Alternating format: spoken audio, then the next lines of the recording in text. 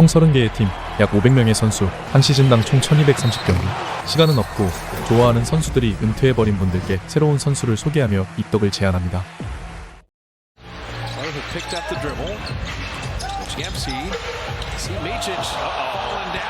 오늘의 주인공은 골든스테이트 워리어스의 브랜딘 포지엠스키입니다. 누군가는 골스의 미래로, 누군가는 필요 없는 선수라고 평가하는 선수. 왜 이렇게 평가가 갈리는지 지금부터 그의 이야기를 시작합니다.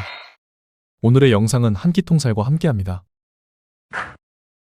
2003년 2월 25일 위주콘신 그린필드에서 브랜딘 포지엠스키가 태어납니다. 그의 아버지 존 포지엠스키와 어머니 바바라 웨스트 사이에서 장남으로 태어났고 6년 뒤 여동생 가브리엘라 포지엠스키가 태어났습니다. 포지엠스키의 아버지 존은 고등학교 시절 야구 유망주였습니다. 때문에 포지엠스키는 2살 때부터 집 근처 아이들 운동 프로그램에 참가해 자연스럽게 야구를 먼저 접하게 되었는데요. 당시 그곳의 강사는 포지엠스키는 다른 아이들과 다르다는 걸 금방 알아챘다고 하죠. 이때 또래 아이들의 부모들이 자기 아이에게 공을 너무 빨리 던진다며 항의하기도 했다고 합니다. 보통 아이들이 6살 무렵에 머신피치 리그에 들어갈 수 있었지만 포지엠스키는 4살 때 타격까지 가능해 리그에 참가했죠. 그 뒤로도 포지엠스키는 중학교까지 야구 생활을 이어갔는데요. 4할 6푼9리 타율의 왼손 투수이자 외야수로도 재능이 뛰어났습니다. 그리고 중학교 6학년이 되었을 무렵 아버지 존은 야구 시즌이 끝난 후에도 아들이 계속해서 몸을 풀 수 있게 농구리그에 참가시킵니다. 그런데 포지엠스키를 본 사람들은 농구에도 재능이 있음을 단번에 알아봤죠. 그리고 1년 뒤 7학년이 끝나갈 무렵 야구 경기 후 집으로 향하던 차에서 포지엠스키는 아버지에게 이야기를 꺼냅니다.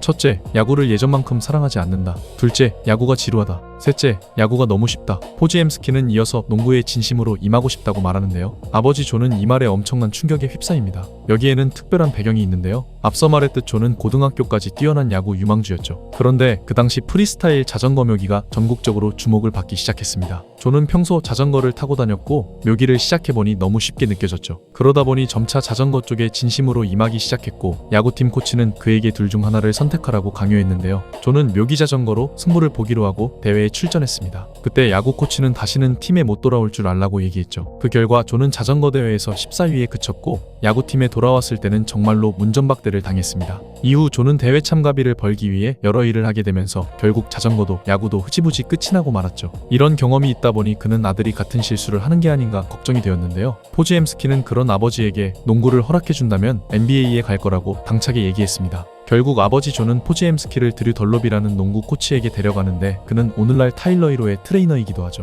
아버지는 포지엠스키의 농구 실력을 테스트해볼 심산이었는데요. 덜롭은 어릴 적 강사와 똑같이 얘는 뭔가 있다고 말했죠. 결국 존은 포지엠스키에게 농구를 허락하고 금전적인 부분은 자기가 어떻게든 지원하겠다고 약속을 합니다. 이렇게 농구를 허락받은 포지엠스키는 머스키고 고등학교에 진학하게 됩니다.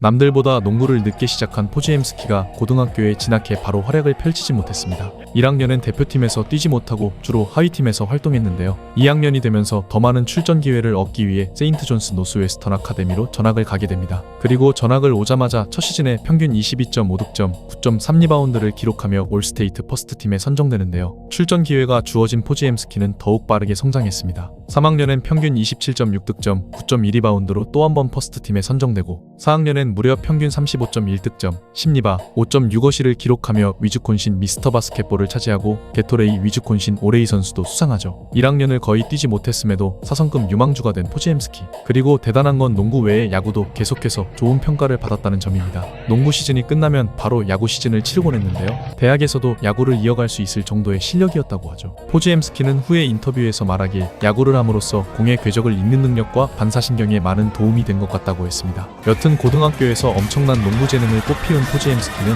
웨이크 포레스트, 켄터키 등 명문대학 12곳에서 장학금 제안을 받았고 그중 일리노이에 진학하기로 결심합니다.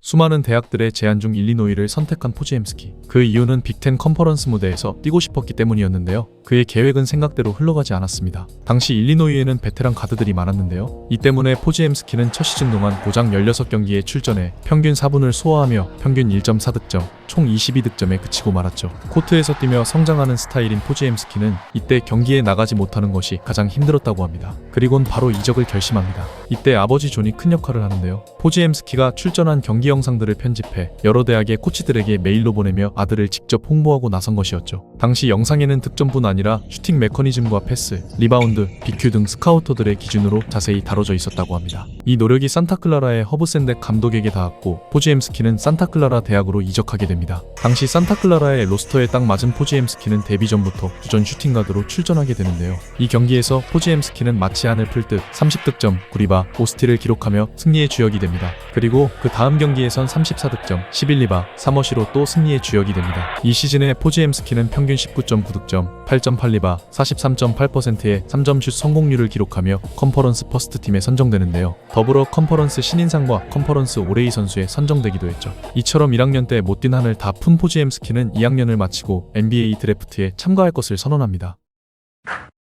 웬바냐마가 등장한 2023 NBA 드래프트. 포지엠스키는 비교적 뒤쪽인 1라운드 19위로 골든스테이트에 지명되는데요. 당시 스카우터들은 포지엠스키의 윙스팬이나 폭발력 등이 부족하다고 생각했고 NBA에서 통할 신체 조건인가에 대해 의문을 품었습니다. 또한 대학 시절 활약은 비교적 약한 컨퍼런스로 이적한 후이기에 이에 대해서도 의구심을 품고 있었죠. 반면 워리어스는 다른 기준으로 그를 평가했습니다. 높은 BQ와 높은 3점슛 성공률, 그리고 시스템 적합성을 높게 평가한 것이죠. 포지엠스키는 루키 시즌을 벤치에서 시작했습니다. 스테픈 커리, 클레이 탐슨, 크리스 폴, 게리 페이튼 주니어 등 베테랑들이 많았기에 그는 적은 시간을 소화하는 역할이었죠. 그럼에도 그는 주어진 시간에 단순히 슛을 넣는 것에 그치지 않고 리바운드, 허슬 플레이 등으로 존재감을 드러냈습니다. 그리고 얼마 지나지 않아 기회가 찾아오죠. 당시 골든스테이트는 클레이 탐슨의 부진과 선수들의 부상, 그리고 드레이먼드 그린의 징계 등을 겪게 되는데요. 이때 포지엠스키가 팀의 공백을 메우러 들어옵니다. 굳은 일을 마다하지 않는 모습에 스티브 커 감독의 신뢰를 받았고 출전 시간은 점차 늘어갔는데요. 시즌이 개막한 지 2달여 만에 스타팅 멤버로 올라섰죠. 포지엠스키는 이 시즌에 74경기를 소화하며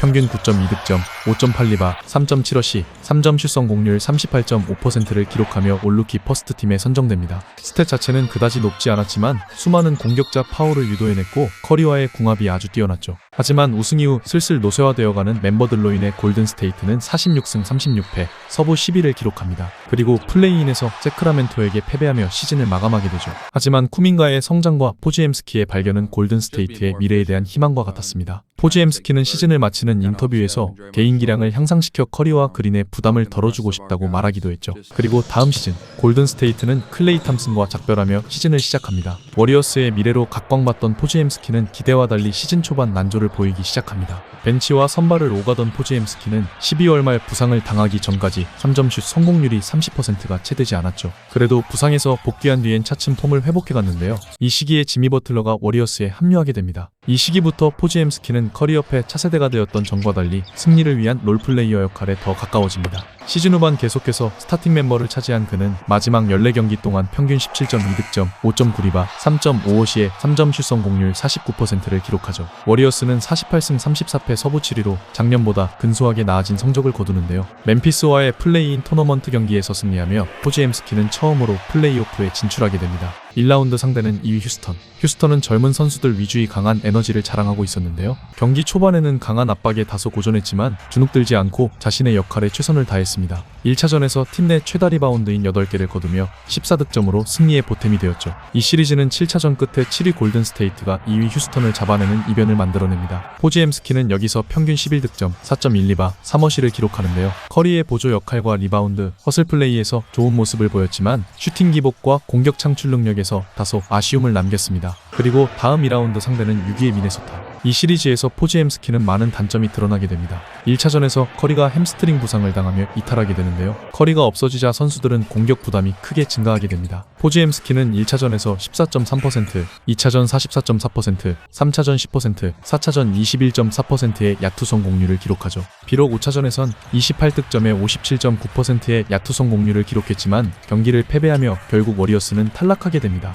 경기 후 매체들은 역시 팀의 1, 2옵션을 맡기에는 한참 이르고 공격 창출 능력이 많이 부족하다고 지적했습니다. 시즌이 끝나고 포지엠스키는 손목과 복부 부상 회복을 위한 수술을 진행했고 완벽한 컨디션으로 세 번째 시즌을 맞이하게 됩니다. 그는 비시즌 동안 컨디션 관리에 집중한 덕에 처음으로 82경기를 모두 소화할 수 있었는데요. 안타깝게도 버틀러의 시즌 아웃, 커리의 무릎 부상으로 팀의 성적은 좋지 못했습니다. 포지엠스키의 개인 기량이 증가하긴 했지만 핸들링, 플레이메이킹, 외곽 득점까지 모두 해내기엔 역부족이었죠. 이 시즌에 그는 평균 28.4분을 소화하며 13.8득점, 5.12바, 3.7어시, 3점슛 성공률 37.1%를 기록하는데요. 시즌 막판 세크라멘토전에선 커리어 하이인 30득점을 기록하기도 했죠. 하지만 선수들의 공백 여파로 팀의 성적은 37승 45패, 서부 10위를 기록하고 맙니다. 커리가 40경기 가까이 결장한 뒤 시즌 후반에 복귀하긴 했지만 추세를 뒤집기엔 역부족이었죠. 커리가 복귀한 워리어스는 비록 버틀러가 없었지만 플레이인 토너먼트에서 9위 클리퍼스를 잡아내는데요. 여기서도 포지엠스키는 17득점, 7리바로 팀 내 최다 리바운드를 잡아냈습니다. 그리고 이어진 7위 피닉스와의 토너먼트에서 포지엠스키는 23득점, 10리바로 더블더블을 기록하는데요. 커리의 부진과 제일런 그린의 폭격에 결국 탈락하게 됩니다.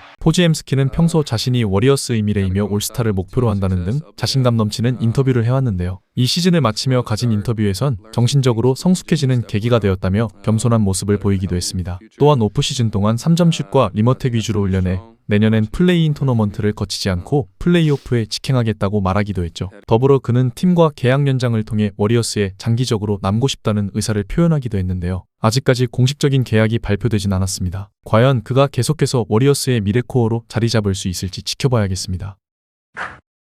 여담으로 포지엠스키는 개인사를 많이 공개하지 않지만 아티스트인 그레이스 나이가 업로드한 사진으로 보아 현재 열애 중인 것으로 추측되고 있습니다. 그리고 포지엠스키는 폴란드 혈통을 살려 국적을 취득할 것이라고 알려져 있었는데요. 제레미 소엔과 함께 폴란드 국가대표팀으로 뛸 계획이기도 했죠. 하지만 2024년 이후 추가적인 발표가 없는 것으로 보아 계획에 그친 것이 아닌가 추측되고 있습니다. 또한 포지엠스키의 야구 실력은 아직도 녹슬지 않았습니다. 골든스테이트에 입단 후 샌프란시스코 자이언츠에서 시구를 할 기회가 있었는데요. 야구는 오랜만임에도 이때 시속 138km가 찍혔다고 하죠. 더불어 이 자리에 야구를 사랑하던 아버지를 함께 모시고가 못다 이룬 꿈을 이뤄드리기도 했습니다. 하지만 항상 자신감이 넘치는 포지엠스키는 자신이 계속 야구를 했다면 투수와 타자가 모두 가능한 백인오타니가 됐을 거라고 말해 화제가 되기도 했죠. 시즌을 거듭하며 겸손해졌다곤 하지만 포지엠스키의 자신감은 언제나 변함이 없습니다.